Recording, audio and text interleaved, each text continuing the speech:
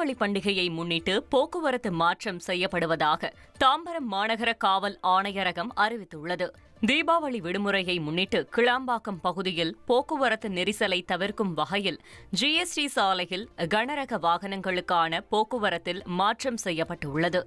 வரும் 17 மற்றும் 18ஆம் தேதிகளில் சென்னை மற்றும் ஆவடியில் இருந்து வரும் கனரக வாகனங்கள் பூந்தமல்லியில் இருந்து திருப்பிவிடப்பட்டு ஸ்ரீபெரும்புதூர், திருவண்ணாமலை, திருக்கோவிலூர் வழியாக ஜிஎஸ்டி சாலையை சென்று தங்கள் இலக்கை அடையலாம் என்று தெரிவிக்கப்பட்டுள்ளது. மதுரவாயல் பகுதியிலிருந்து தாம்பரம் ஜிஎஸ்டி சாலை நோக்கி வரும் கனரக வாகனங்கள் மதுரவாயலில் திருப்பிவிடப்பட்டு ஸ்ரீபெரும்புதூர், காஞ்சிபுரம், திருவண்ணாமலை, திருக்கோவிலூர் வழியாக ஜிஎஸ்டி சாலையை சென்று தங்கள் இலக்கை அடையலாம் என்று கூறப்பட்டுள்ளது.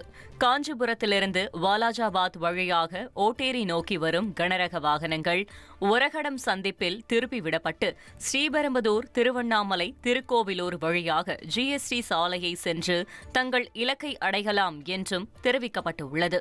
வரும் 21 மற்றும் 22ஆம் தேதிகளில் செங்கல்பட்டு வழியாக வரும் கனரக வாகனங்கள் செங்கல்பட்டு, காஞ்சிபுரம் சாலை, வாலாஜாபாத், காஞ்சிபுரம், ஸ்ரீபெரும்புதூர் வழியாக பெங்களூரு தேசிய நெடுஞ்சாலை மூலம் சென்னை வந்தடையலாம் என்றும், சிங்கப்பெருமாள் கோவில் வழியாக வரும் கனரக வாகனங்கள் ஒரகடம், ஸ்ரீபெரும்புதூர் வழியாக திருப்பிவிடப்பட்டு பெங்களூரு தேசிய நெடுஞ்சாலை மூலம் சென்னை வந்தடையலாம் என்றும் தெரிவிக்கப்பட்டுள்ளது.